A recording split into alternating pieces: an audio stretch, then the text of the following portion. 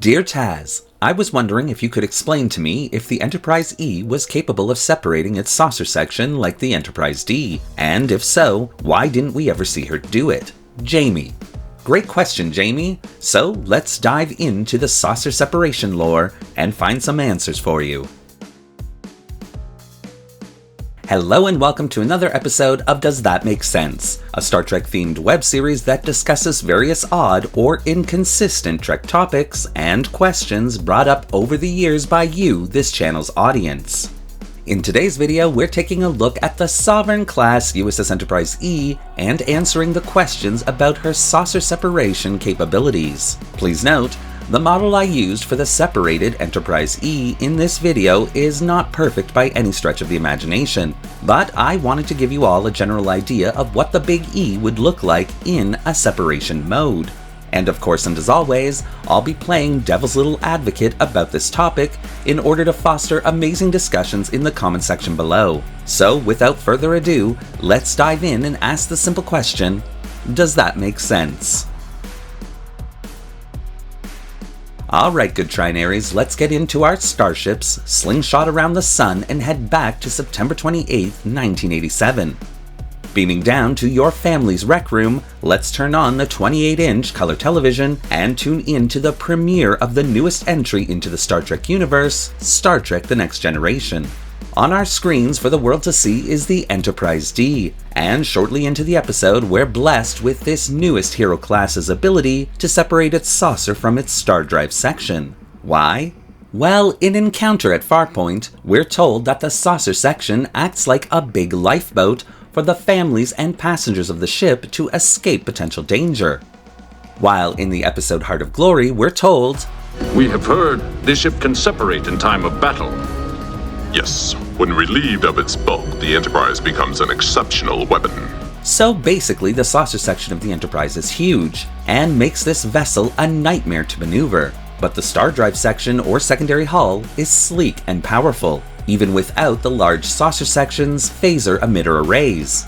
In the Best of Both Worlds Part 2, the saucer separation abilities of the Enterprise are used in an entirely different way, with the saucer launching its own magical weaponry known as the Antimatter Spread to camouflage Data and Worf's attempt to retrieve an assimilated Captain Picard from the Borg cube aboard a shuttlecraft.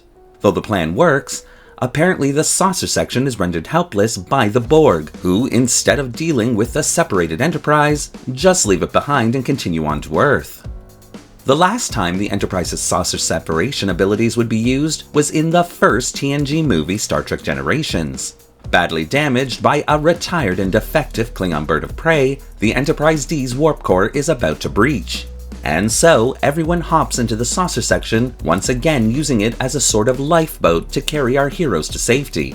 Of course, everything doesn't work out as planned, and the saucer section of the Enterprise D crashes on Veridian 3, ending the Enterprise D's career, or at least until recently, that's what we all thought. Enter the Enterprise E. An elegant, beautiful, and powerful starship design, the Enterprise E was a battleship through and through, with a few science systems and labs added to her, almost as an afterthought. How big is this ship? There are 24 decks. Almost 700 meters long. Captain, we've been out in space nearly a year now. We're ready. The Enterprise E is the most advanced starship in the fleet. We should be on the front line. But could she separate her saucer? The short answer is of course yes, she could. So then the question becomes, why didn't she? Over the years, I've been asked many times why the Enterprise E didn't separate at various points in the TNG movies, and there are two very good reasons why she didn't. Number one, the Enterprise E wasn't designed for the saucer section to act like a lifeboat. This is the one reason most of fandom tends to forget. With no families aboard the Big E, the normal escape pods would work just fine in case of abandoning the starship. The Enterprise E's saucer section was no slouch, and the entire Sovereign class design was based on both halves of the starship working together, with neither having a clearer advantage in weaponry or defenses.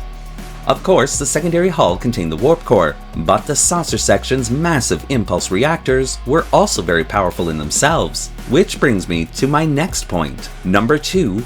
the technology had changed. Many in fandom see the Galaxy class as a failed starship design before it was upgraded and refit for the Dominion War. Many times, this top-of-the-line, most powerful starship design can be seen failing one-on-one against its enemies, culminating in a 20-year-old defective bird of prey being able to practically destroy her. Well, Taz, the Klingons had the Enterprise's shield frequencies, remember? And yes, of course I remember that.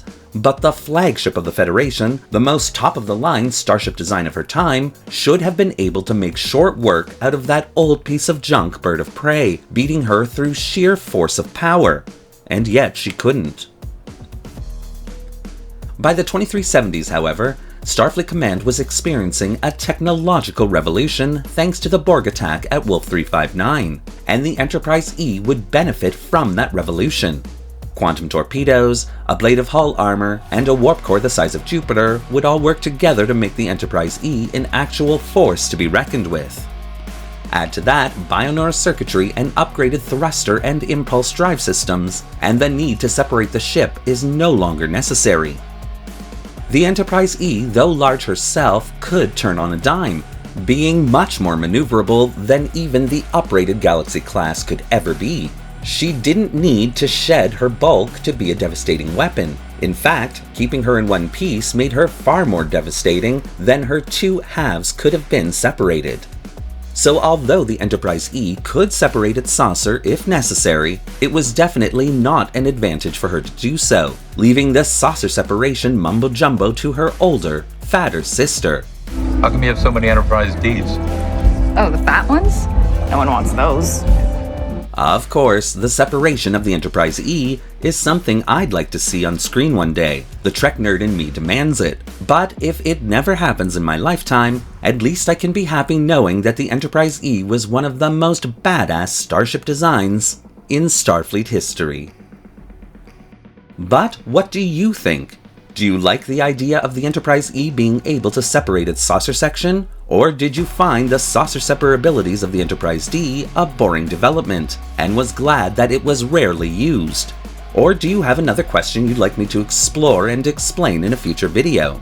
Well, leave your thoughts and ideas in the comment section below. I'm looking forward to reading what you have to say. And don't forget, if you'd like to help the channel continue to answer these random questions by fandom, then please consider becoming a channel member subscriber or a channel patron. Both a major help that allows this channel to purchase resources and 3D models to keep it going. The link to both memberships is in the description below. Thanks again for watching, live long, and prosper.